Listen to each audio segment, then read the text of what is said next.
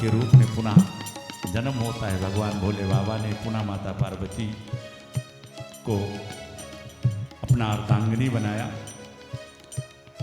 अब इसके बाद में महाराज श्री सुखदेव जी महाराज जब महाराज मनु के पुत्रियों का वर्णन कर चुके, तो अब प्रथम बेटे, पहले बेटे महाराज उत्तानपाद के वंश का वर्णन किया। महाराज उत्तानपाद की दो पत्नियां, एक का नाम सुनीति, बड़ी महारानी। सुनीति मतलब सुंदर नीति पर चलने वाली, सुंदर आचार विचार करने वाली, सुंदर मार्ग पर चलने वाली, वो है सुनीति। और घर में महारानी थी सुनीति। एक दिन महाराज उत्तानपाद सुदूर प्रांत में गए शिकार खेलने, तो वहाँ के महाराज की कन्या का नाम था सुरुचि। सुरुचि का मतलब जो अपने रुचि अनुसार ही काम करे। सौवाक्य स्थापिकम नित्यम सुंदरी शुक्लोद्भवा। पति देव अगर कहते हैं मंदिर चलो तो नहीं जी मैं तो सिनेमा जाऊंगी, इसको कहते हैं सुरुचि, अपने रुचि के अनुसार चलने वाली नारी। आ गई घर में, बड़ी महारानी सुनीति पहले से थी महल में। सुरुचि ने महाराज से कहा ये कौन है? कहा ये हमारी बड़ी महारानी। का महाराज अगर ये घर में रहेंगी तो मैं नहीं रहूंगी। अब देखिए इसका आध्यात्मिक उत्तर यह है कि जहाँ सुंदर नीति होती है फिर वहाँ सुरुचि का निवास कैसे हो सकता है? इसीलिए सुरुचि ने विचार किया जब तक सुनीति इस महल में रहे मैं कैसे रहूं। सुमति और कुमति दो चीजें होती हैं, नाम सुना है ना? अब दोनों साथ नहीं रह सकती ना। अच्छा, ये जबकि हैं दोनों ब्रह्मा जी की पुत्रियां, सुमति और कुमति, ये दोनों ब्रह्मा जी की बेटियां हैं। एक बार सुमति और कुमति पहुंची ब्रह्मा जी के पास। कुमति ने ब्रह्मा जी से कहा कि पिताजी एक बात बताओ, दुनिया हमें बड़े उल्टे नजरों से देखती है, हमारा सम्मान नहीं करती, तो क्या मैं अच्छी नहीं हूं? मैं अच्छी नहीं लगती हूं? अब कौन बाप अपने बेटी को कहे कि अच्छी नहीं लगती हो? रवि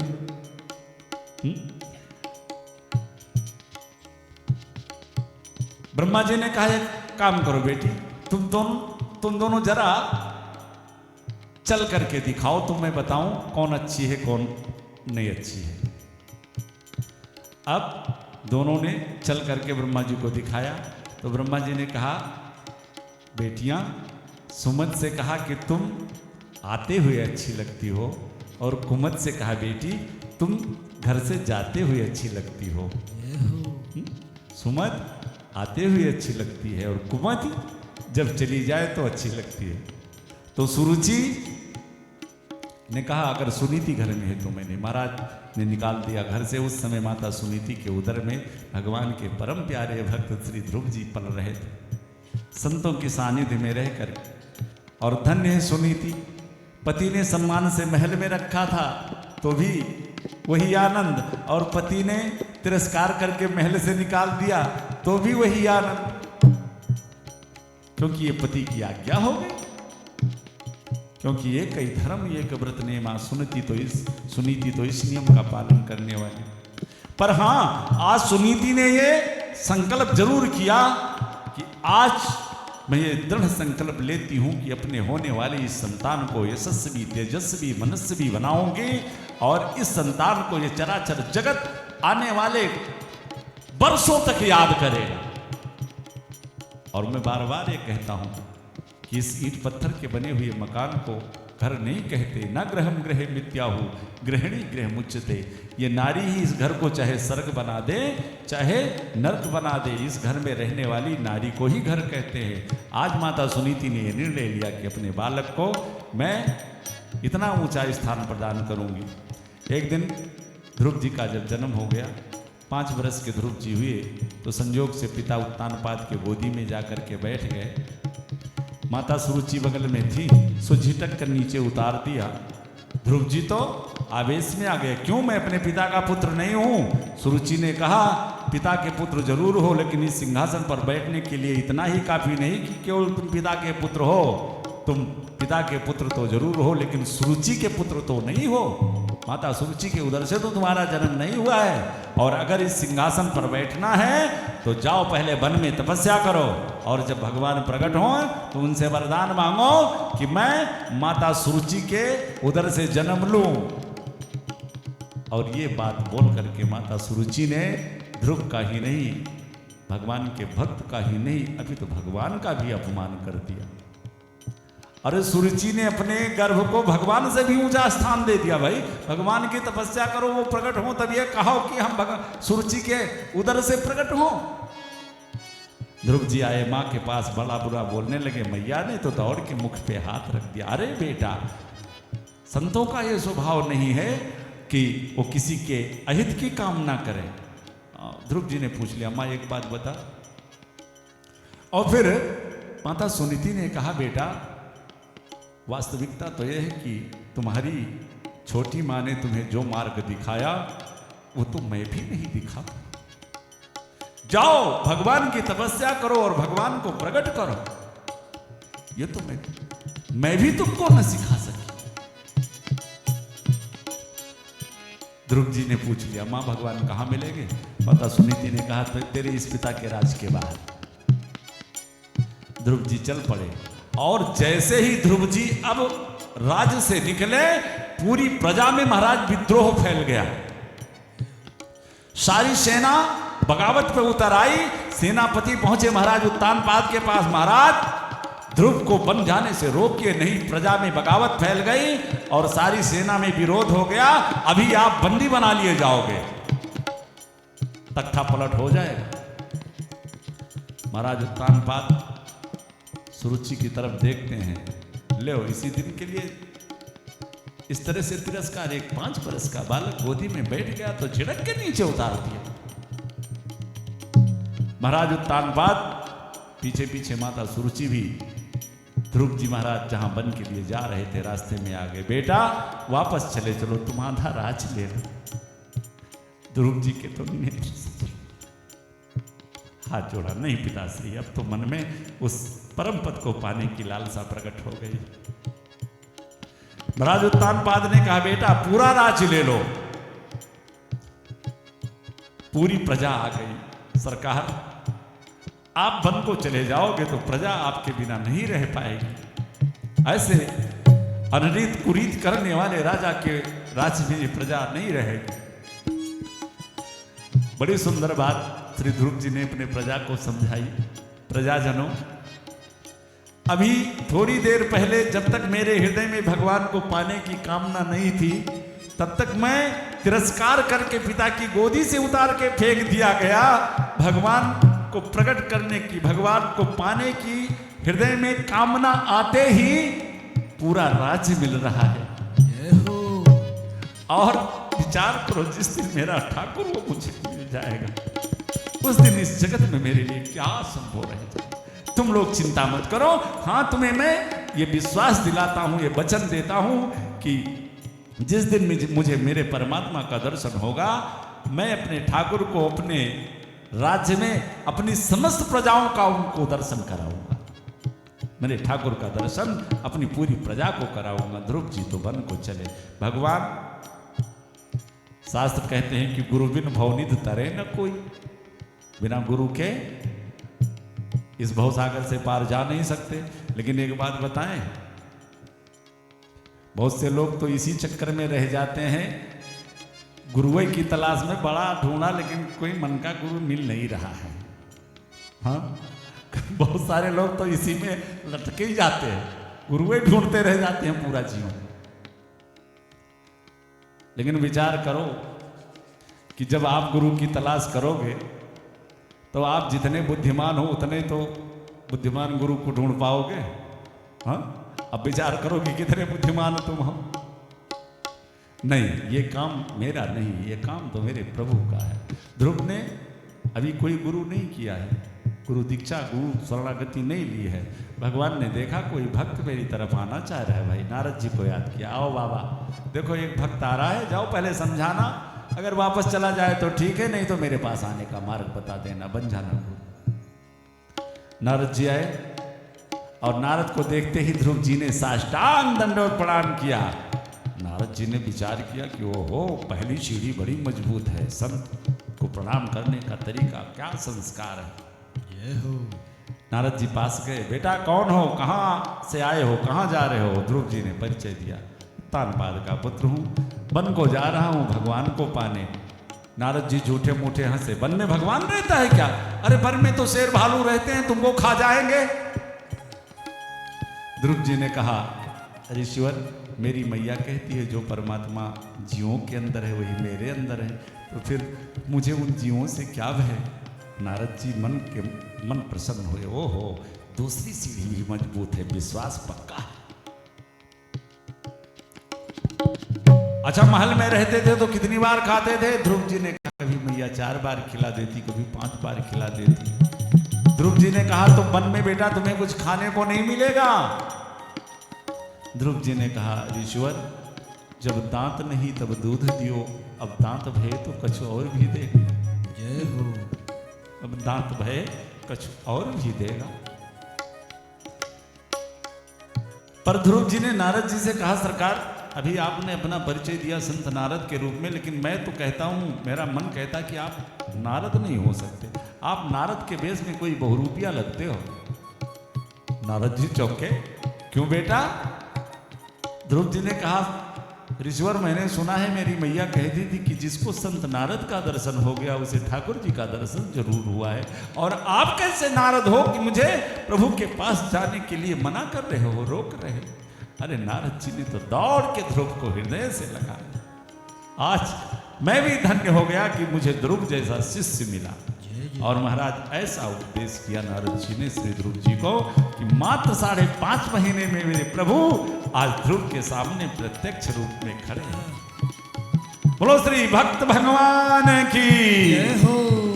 भगवान का साक्षात्कार हुआ। ध्रुव जी को भगवान ने कहा, जाओ पिता के राज्य में और करो कल्प भर राज, तुम काफी दिनों तक राज करना, फिर मेरे धाम आओगे। ध्रुव जी आए। आज जो माता तिरस्कार कर रही थी, आज वही सोने की आरती सजा करके और ध्रुव जी की आरती उतार। पूरी प्रजा महाराज उत्तानपाद सभी भाव में विभोर है। शास्त्र कहते हैं, तिमु सब संपत्ति बिना ही भुलाए, तिमु सब संपत्ति बिना ही भुलाए, तिमु सब संपत्ति बिना ही भुलाए, तिमु सब संपत्ति बिना ही भुलाए, धर्मशील पहि जाहि सुहाए, धर्मशील पहि जाहि सुहाए। बहुत दिनों तक महाराज ध्रुव ने राज किया। तदुपरांत जब इस धराधाम से जाने का समय आया तो अपने बेटे उत्कल को राज सिंहासन दे करके और भगवान के पार्षद विमान लेकर के आए। जब ध्रुव महाराज उस विमान में बैठने लगे तो मृत्यु देवता हाथ जोड़ करके आके खड़े हो गए। कहा, सरकार इस मृत्यु लोक में जन्म लिया है तो पहले मुझे अपनाओ, फिर आगे जाओ। ध्रुव जी ने भगवान के पार्षदों की तरफ देखा।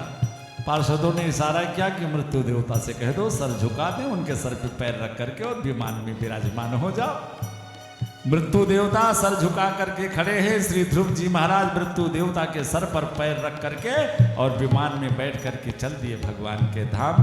जा तो रहे भगवान के धाम, लेकिन ध्रुव जी का चेहरा थोड़ा सा लटक गया। पार्षदों ने पूछा भगवान के कि भाई ध्रुव जी इतने उदास क्यों हो? ध्रुव जी कह रहे हैं, क्या बताऊं, मैया की याद आ रही है कि जिस माँ ने मुझे जन्म दिया, इतने सुंदर संस्कार दिए कि आज उसका प्रतिफल मैं सीधे परम धाम जा रहा हूं। उस माँ को मैं छोड़ के आ गया। पार्षद मुस्कुराए, ध्रुव तुमने ये सोच कैसे लिया कि जिस माँ ने तुम जैसे बालक को जन्म दिया वो तुमसे पीछे रह सकती है? जरा आगे का विमान देखो।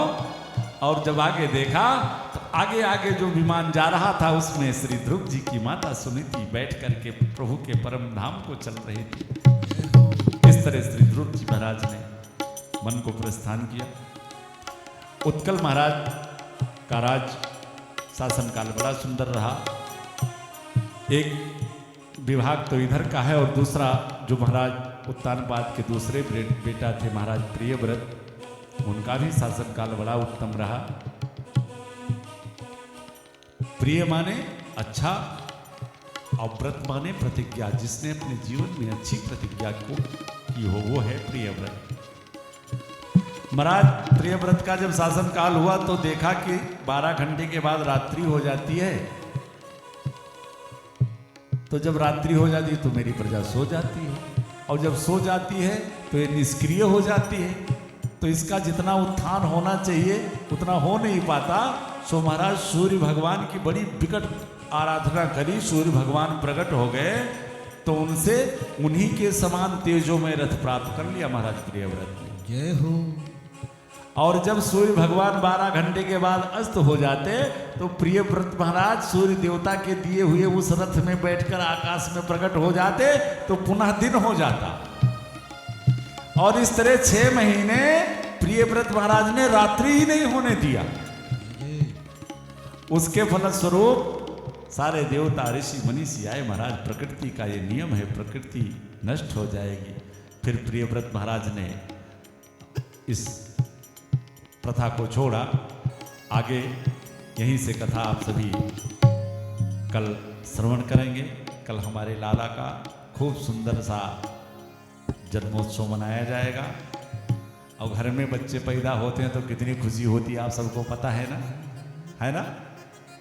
होती है खुशी ना? साधारण बच्चा पैदा हो तो खुशी होती है, और जब साक्षात नारायण बाल रूप में प्रकट हो तब तो बड़ी खुशी होनी चाहिए ना। हाँ तो जोर से बोलो, डर डर के बोल रहे हो, बड़ी खुशी होनी। और हम ये चाहेंगे खूब सज धज के पूरा ब्रजवासी बन करके। अब कल हम सभी ब्रज बिल्कुल इस पंडाल को ब्रज का ही स्वरूप बना देंगे। खूब सज धज करके, खूब श्रृंगार करके, जैसे सारे ब्रजवासी हमारे नंद बाबा के द्वार पर पहुँचे थे। कल हमारे भी हम सब भी ब्रजवासी बिल्कुल बन करके और इस पंडाल में उपस्थित होंगे। और थोड़ा सा समय से आने का प्रयास कीजिएगा। और चूँकि 7 दिन में संक्षिप्त रूप से कथाओं लीलाओं को लेकर चलने में थोड़ी पीड़ा हृदय में तो जरूर होती है। अब जो विस्तार से जो लीलाओं में जो आनंद मिल जाता है, लेकिन चलो जैसे ठाकुर जी की कृपा। तो कल थोड़ा सा समय लेकर समय से आइए। और कल लाला का खूब सुंदर जन्मोत्सव मनाया जाएगा। हमारे आनंद जी तो क्या पूछना है भाई, बड़ी सुंदर व्यवस्था। मैं इनको कोटि सा धन्यवाद देता हूँ कि भगवत कथा के प्रति इतनी श्रद्धा, इतना भाव। और ये प्रशंसा नहीं है, अपितु इसको एक प्रेरणा का स्रोत कहा जा सकता है। हम सभी को भी चाहिए। अधिकतर तो लोग धर्म को एक कर लेना चाहिए भाई, ये मान के करते हैं, लेकिन नहीं, धर्म को श्रद्धा से करो, भाव से करो। उसको अपना कर्तव्य मान के मत करो कि हमारे पिताजी चारों धाम गए थे तो भंडारा करना चाहिए, किसी तरह हो जाए। नहीं, भाव से करो, प्रेम से करो। जो आनंद, जो भाव मैं देख रहा हूँ, मैं तो बड़ा गदगद हूँ। बड़ी ठाकुर जी की कृपा है, और ये इनकी कृपा से ही ऐसा संभव हो पाता है। और आप सभी कल थोड़ी सी संख्या, और हाँ बिल्कुल एकदम होना चाहिए। हाँ, कल लाला का जन्मोत्सव है, चाहे जैसे करके इतनी मदद तो करबे ही करो। हाँ, और तो कुछ चाहिए नहीं, जानते हो फकीर को। हाँ, लेकिन तो हम ये चाहते हैं कि ज़्यादा से ज़्यादा लोग लाभ उठा सकें, बस यही चाहते हैं। और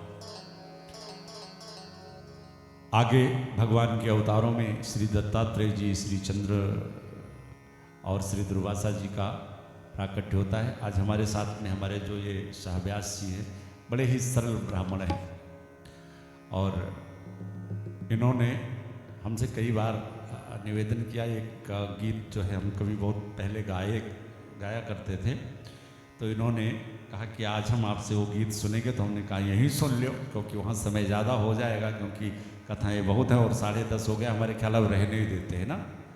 हाँ, नहीं, 2 बार तुम काहे कह रहे हो, ये लोग कह रहे नहीं बाबा, भी वो भोजन करना है, पूरी ठंडी हो जाएगी। हाँ, चलो जल्दी में सुनाई देते हैं। अच्छा भाई देख लो, हम तो अपने टाइम पे हैं, लेकिन अब तुम ही लोग कह रहे हो तो हम सुनाई दे रहे हैं। देखिए भाव की बात चली है इसलिए, और ये संयोग ही है कि इस दुनिया में मेरे ठाकुर जी भी स्वाद के भूखे नहीं है, वो भाव के भूखे हैं। और यही नहीं, जब समुद्र 4 युगों से मैं आपको भाव की प्रधानता होती है ये उदाहरण दे रहा हूं। जब दूसरा रख लो भैया, भूल गए।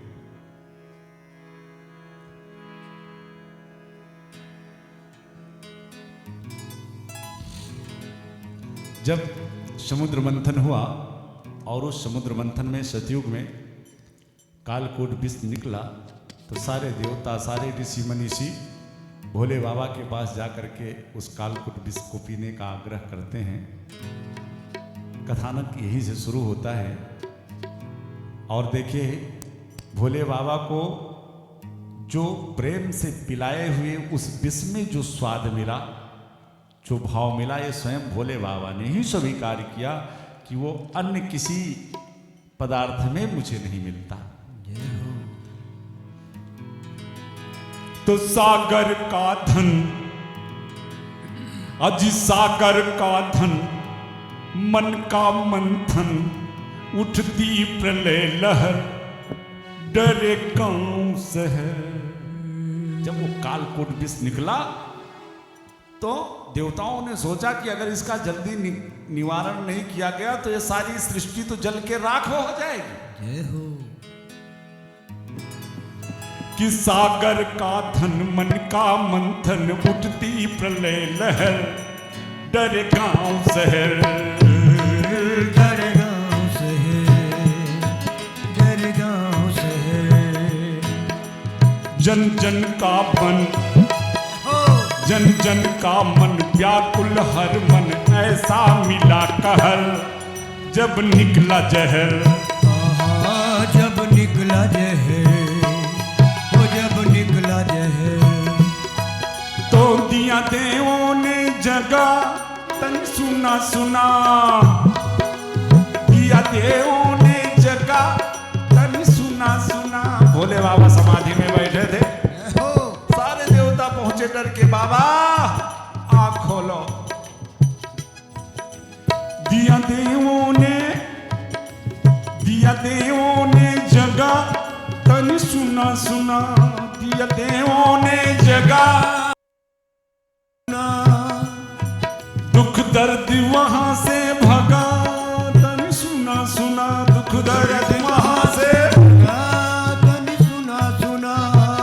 और देखिए भोले बाबा का ही भाव है कि मैं नहीं कह रहा हूं कि भक्तों ने जो भी चढ़ाया। भोले बाबा तो ऐसे देवता है, चाहे मालपुआ चढ़ाए दो और चाहे धतूरे का फल चढ़ाए दो, और ये स्वीकार कर रहे हैं भोले बाबा कि भक्तों ने जो भी चढ़ाया, अजी भक्तों ने जो भी चढ़ाया, मैंने खाया वही। कि भक्तों ने जो भी चढ़ाया, मैंने खाया वही। पर जो देवताओं के द्वारा दिया हुआ प्रेम से वो कालकूट विष था, जो स्वाद उसमें था वो किसी में नहीं। जो स्वाद में था वो किसी में नहीं, जो स्वाद उसमें था वो किसी में नहीं। कि भक्तों ने जो भी चढ़ाया, मैंने खाया वही। जो स्वाद उसमें था वो किसी में नहीं, जो स्वाद उसमें था वो किसी में। जय हो।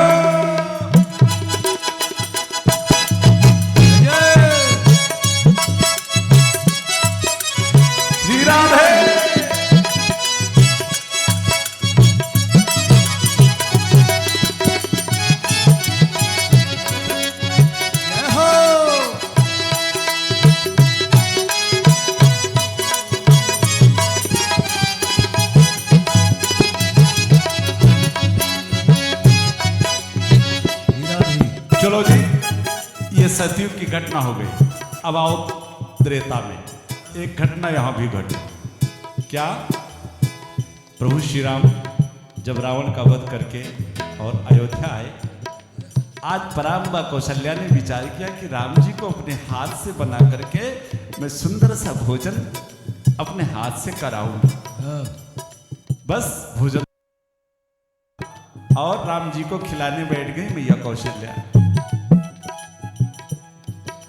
मां कौशल्या,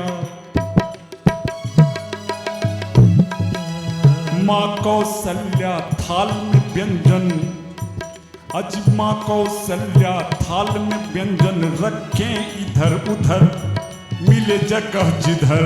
आहा मिले जगह जिधर, हो मिले जगह जिधर। राम जी बैठे हैं भोजन करने, पर मैया सोच रही है नहीं लगा। मैया कौशल्या के द्वारा खिलाए हुए उस भोजन में राम जी का मन नहीं लग रहा है। मैया हैरान है कि मां कौशल्या थाल में भोजन रखे, कि मां कौशल्या थाल में, मां कौशल्या थाल में व्यंजन रखे इधर उधर, मिले जगह जिधर। ओ मिले जगह जिधर, मिले जगह जिधर। नहीं लगा भोजन में मन, नहीं लगा भोजन में मन, मैया का कांपा जिगर, राम का ध्यान किधर, राम का ध्यान किधर, राम का ध्यान किधर। नहीं लगा भोजन में मन, मैया का कांपा जिगर, राम का ध्यान किधर, राम का ध्यान किधर, राम का ध्यान किधर। मां ने कहा भोजन में लग रही है देर। राम जी ने मैया से कहा मां क्या बताऊं। जब मां ने कहा, मां ने कहा भोजन में लग रही है देर, तो राम जी ने जानते हो क्या उत्तर दिया? मां याद आ गए मैया सबरी के बेर, याद आ गए मैया सबरी के बेर, याद आ गए मैया सबरी के बेर। ये मेरा मन मेरा प्यासा भरमाया, मन मेरा प्यासा भरमाया, भरमाया वही जो स्वाद उसमें था वो किसी में नहीं, जो स्वाद उसमें था वो किसी में नहीं, जो स्वाद उसमें था वो किसी में नहीं। मन मेरा प्यासा भरमाया कहीं, जो स्वाद उसमें वो किसी में नहीं, जो स्वाद उसमें था वो किसी में नहीं। जय हो।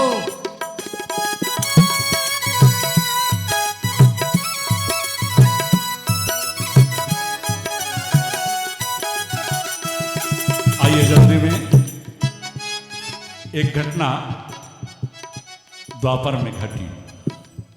जब हमारे कन्हैया दुर्योधन ने आमंत्रण दिया, लेकिन दुर्योधन घर मेवा त्याग्यो और साग विदुर घर खायो। आज विदुरानी जी के सामने हमारे लाला जो बैठे, मैया बड़ी भूख लगी है। अरे विदुरानी जी तो प्रेम में बिहबल डूब गई। घर में कुछ केले पड़े हुए थे, लेके आई, प्रेम से बैठ करके माधव को खिलाने लगी। लेकिन ऐसा प्रेम में विभोर है, प्रेम में डूबी कि छिलका उतारती है केले से, तो इतना प्रेम में माधव के डूबी है कि डालना चाहिए छिलका धरती पे, डाल दे रही हैं गूदा धरती पे और छिलका कन्हैया को पकड़ाए जा रही हैं, और मेरे प्यारे कन्हैया बड़े प्रेम से उस छिलके को खाए जा रहे हैं। जय हो।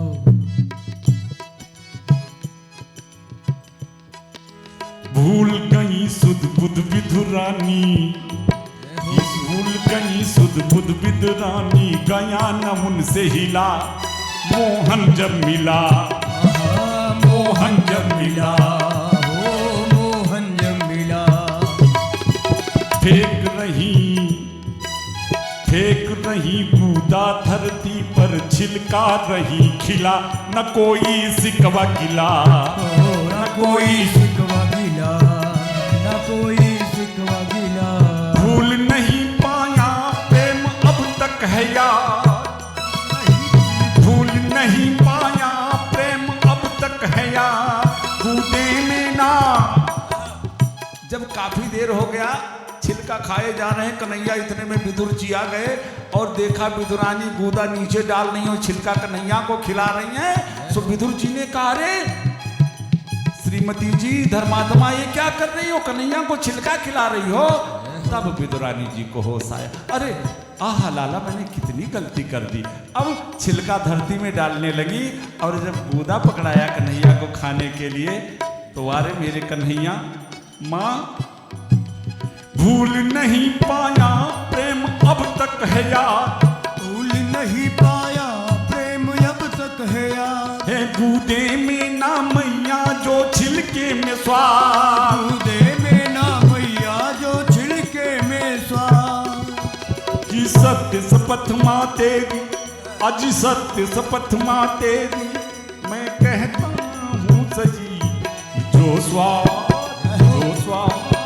में था वो किसी में नहीं, जो स्वाद उसमें था वो किसी में नहीं। सत्य शपथ माँ तेरी, मैं कहता हूँ सही, जो स्वाद उसमें था वो किसी में नहीं, जो स्वाद उसमें था वो किसी में नहीं। जय जय श्री राधे।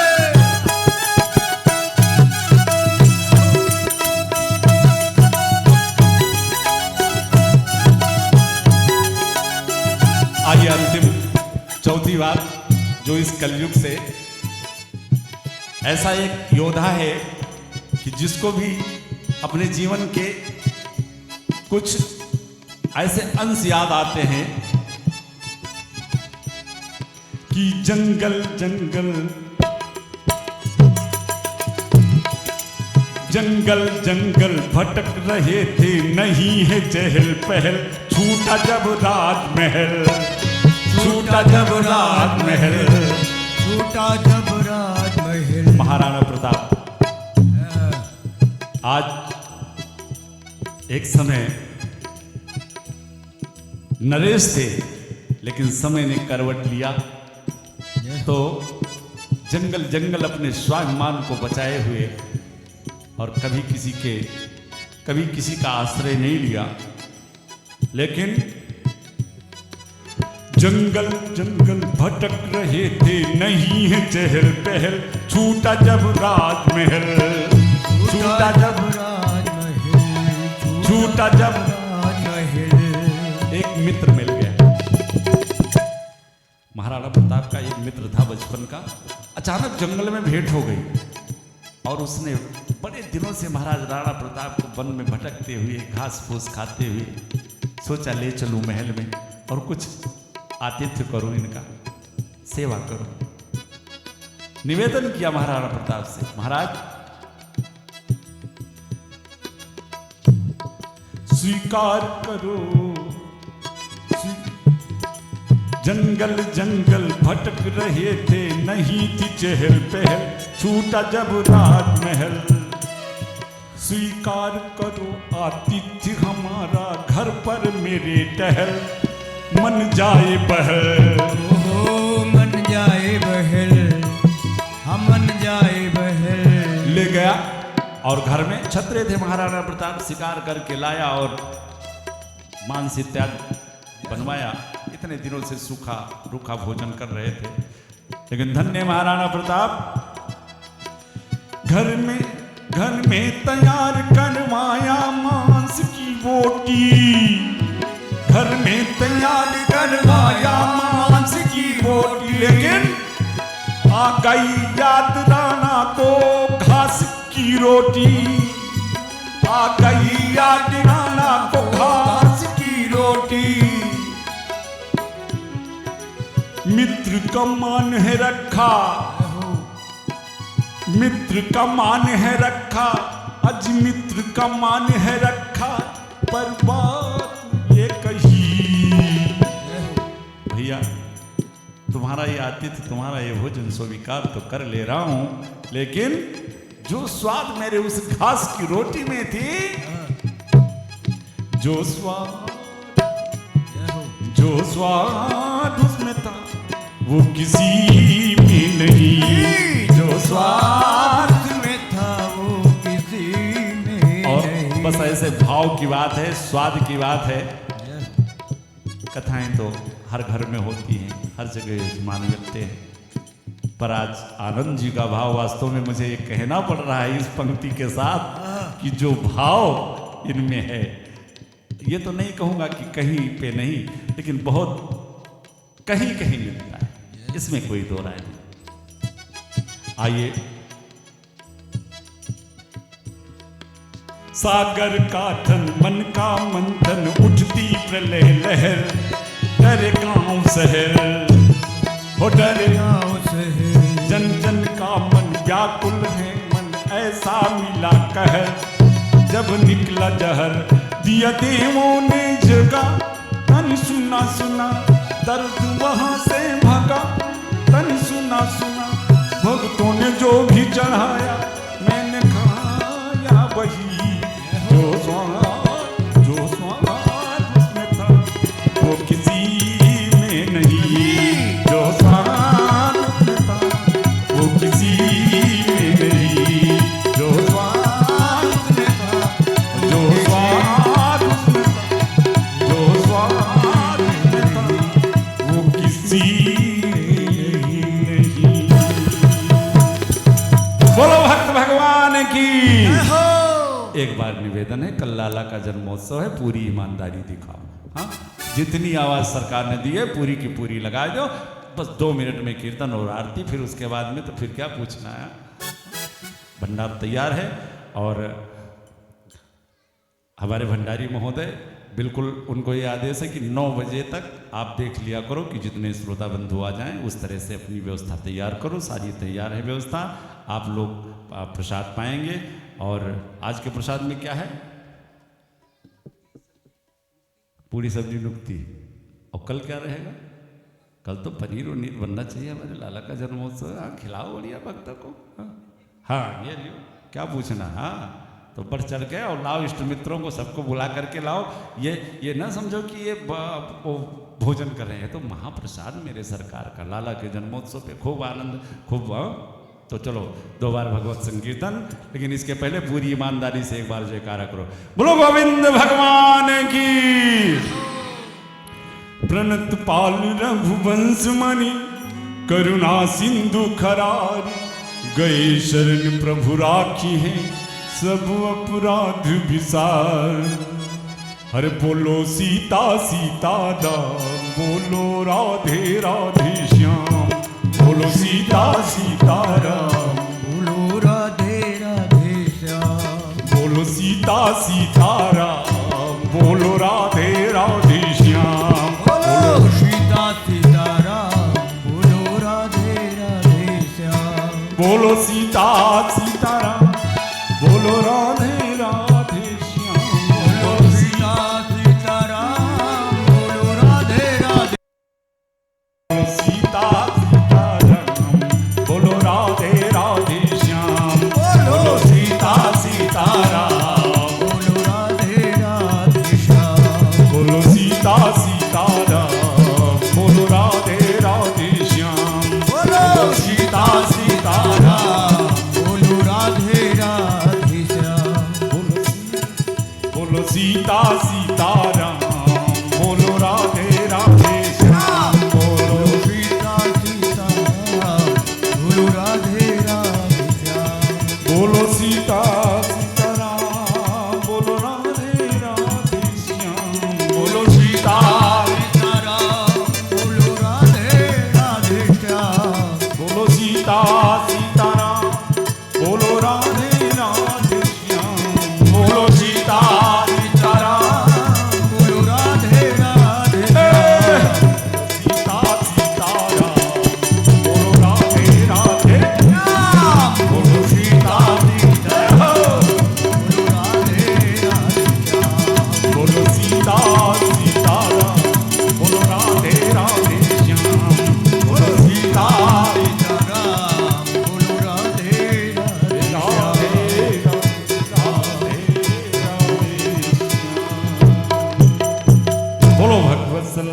भगवान की जय। श्री बांके बिहारी लाल की जय।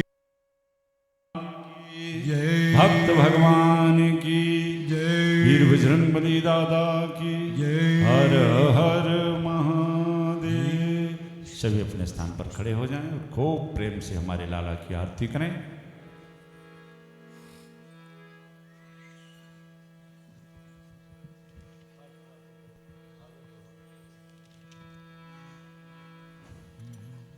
श्री भागवत भगवान की है आरती, भक्त को भव सिंधु से है तारती। श्री भागवत भगवान की है आरती, भक्ति को भव सिंधु से है तारती। भागवत भगवान की है आरती, पापियों को पाप से है तारती। श्री भागवत भगवान की है आरती, पापियों को पाप से है तारती।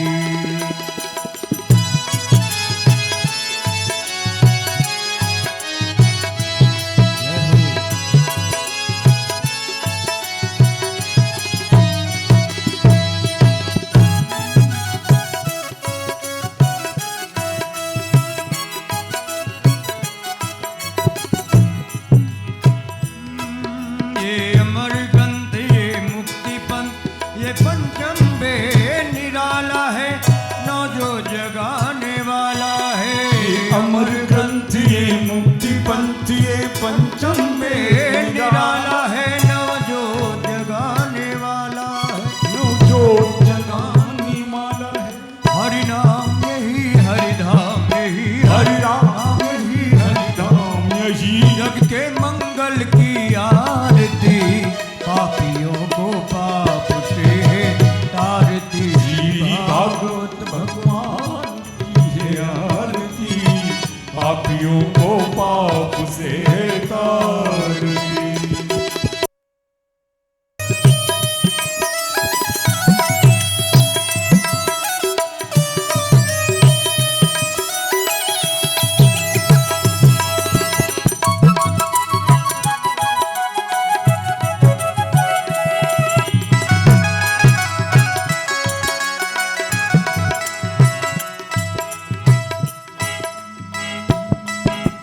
शांति गीत पावन पुनीत, पापों को मिटाने वाला है, हरि दर्श कराने वाला है। शांति गीत पावन पुनीत वाला है, हरि दर्श कराने वाला है। हरि दर्श कराने वाला है। ये सुख करनी ये दुख हरनी, ये सुख करनी ये दुख हरनी। श्री मधुसूदन की आरती, पापियों को पाप से है तारती। श्री भागवत भगवान की है आरती, पापियों को पाप से है तारती।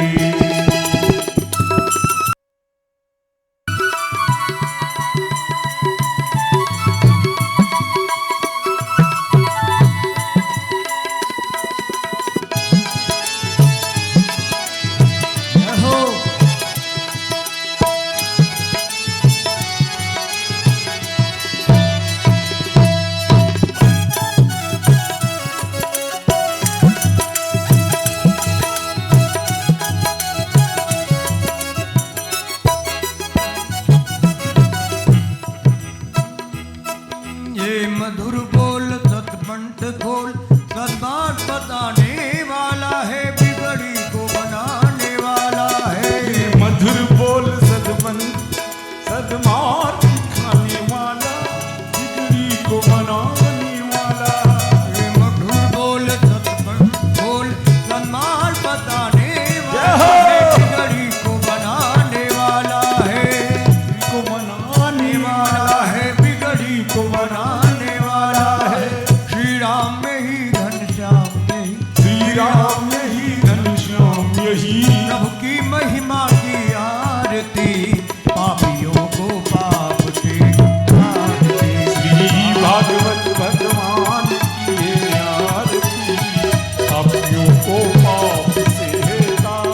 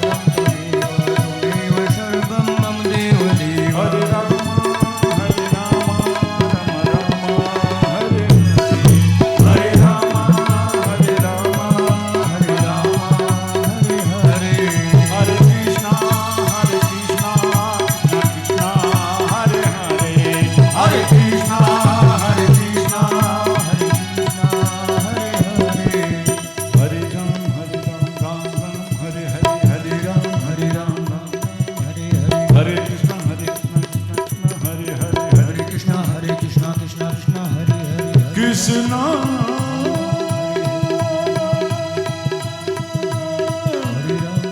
कृष्णा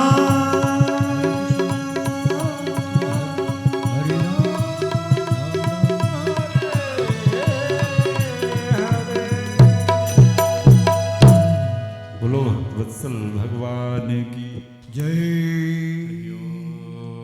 मारारत्यं समदर्शनमात्रैन शीतलीकरणं च ज्वालामालिन्ये नमः पुष्पै देवाभिवन्दनम् आत्माभिवन्दनम् आत्मनिवेदनम् आरारतिग्रहणं हस्ते साक्षात् पुष्पाणि गृहीत्वा मन्त्रस्वाञ्जलिं हरिः ओम् जग्नेनाजज्ञमयजन्त देवास्तानि धर्माणि प्रथमान्यासन्न ते हनाकं महिमानः सचन्द्रपूर्वेशाध्यः सन्ति देवाः हरिः ओम् सेवन्तकावकुलचम्पकपाटलाब्जै पुन्नागजातिकरवीररशालपुष्पै बिल्वप्रमालतुलसीदलमञ्जरेभिस्त्वाम्बोजयामि जगदीश्वर मे प्रसीद नानासुगन्धिपुष्पाणि यथा